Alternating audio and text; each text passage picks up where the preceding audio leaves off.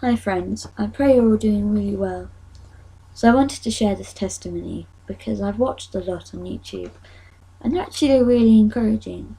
So I wanted to make this just in case someone stumbled upon it and possibly something I said could be of any encouragement. And if it's not, then I pray that Jesus will give you the answers for yourself, because you really don't have to do anything. All you need to do is sit back and watch the blessings roll forth. Yeah, that sounded so much cooler in my head. So, I always thought that I was a Christian. I always thought that because I did all the Sunday school, I did the church, and I listened to what my grandma told me. But I always had this anger in my heart, almost. This secret anger. You know, this man of love that everyone kept talking about doesn't feel like the same man that I'd been hearing about in the Bible. You know, the same one that led Adam and Eve were tempted by the devil. The one that killed all those people in the flood. Trapped Jonah in the belly of a whale and sent people to hell. Oh, and turned a woman to a pillar of salt. Gosh, isn't that mad? I had so many doubts, so many questions. When one was answered, about 10 more would pop up. So I decided one day to go to youth group. Some of you might know, I've talked about it before, I have Asperger's syndrome. I find going out really hard. I mean, I won't go into too much detail, but I mention it just in this video because it is significant in my life and it is a big part of me. When I went to this youth group, I always left more confused than when I started. I'd leave with more questions than when I arrived. I didn't enjoy listening to the teachings because I didn't understand it. And to be honest, the leaders themselves weren't terribly understanding. I didn't feel like they liked me very much because I was very shy and inquisitive, but at the same time, very quiet. I didn't like a fuss, so I just left. And I remember one day, one of my friends, which was one of the only reasons I actually went to it in the first place, she knew why I left. And she told me that it had moved to another part of the church called the Stables. It was more relaxed and a chilled environment, and it felt more secure. So I went.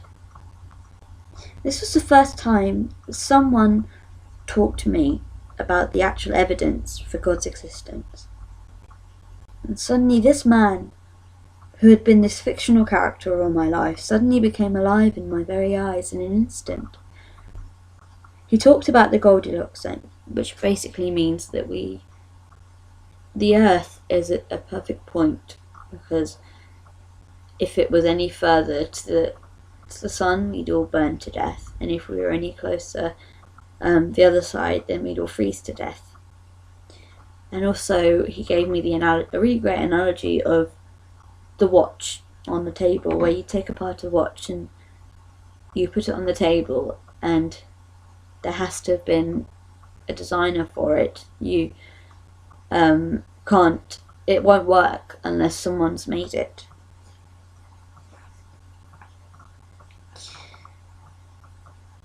That night, I actually decided to talk to God myself.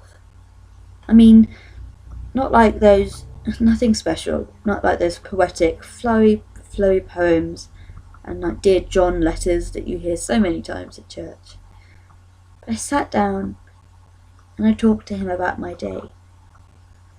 I asked him simply to move in my life. I said I was sorry for the things I'd already done and for the things that I'd inevitably end up doing. I asked him to help me understand his death, to fully understand the gift he brought us. And honestly, I asked for a big confirmation, and I'm talking swarm of locusts, well, I would have hoped for puppies, or turn my drink into wine, that kind of thing. Needless to say, it didn't happen. But I did notice that I was becoming softer. I was loving people more deeply. And I wanted to talk to God more and talk about God more. I was never perfect, and I never will be. But thanks to God, I am closer than I was before. And the questions that were once so big in my mind, I still want the answer to. But they don't play such a big part in my head. I can manage to hold them in until I see him. And I'm going to have a long list. It's still hard for me to walk by faith and not by sight. But God makes it easier. And I just want to warn you that this next part isn't very nice. And if you want to click off, I completely understand. I have some much happier videos on my channel, and I can leave a link below to some really nice videos if you want to watch them instead. But if you want to keep listening, then let's crack on. Oh, and if you've left, love you. Mwah. I don't want you to think that just because I started to believe in God, that my life got perfect. Far from it, and you hear that so many times, and in my opinion, it can be a little bit of a misconception. I mean, if your life ends up being perfect, then that's so wonderful, but for a lot of people, it's, when you believe in Jesus, I warn you, it does open you up to the devil trying to get you away. See, he doesn't. My life got worse. During my time at school, I was really bullied, really taunted. A lot of my family died. I'm not saying this at all will happen to you. I grew the ability to love people deeper, but lost my ability to feel love for myself. I was scared of my dad, and my mum completely had a breakdown. She became an alcoholic, which is the same way my grandpa died. He was my best friend, and I felt I didn't have anyone. I felt like no one really wanted to talk to me. Even my family couldn't be bothered sometimes. And all I'd want is sometimes just a cuddle. I'd become close to someone and they'd just leave me. My faith was really shaken. I became so angry at him because I was having these voices, and I do apologise because this isn't very nice, but they told me to slit my throat and to hang myself and to kill myself, and everyone I love is going to die soon. And I became really suicidal. I remember being in I think it was year 6 or year 5. I was looking down. I can't remember where exactly I was on. I think I was on this balcony. And I remember thinking, jump. No one will miss you anyway. I felt so abandoned. Because I had this image in my head of Jesus sitting up in this blissful heaven. And yet he was choosing to sit and watch me scream and cry and break my heart.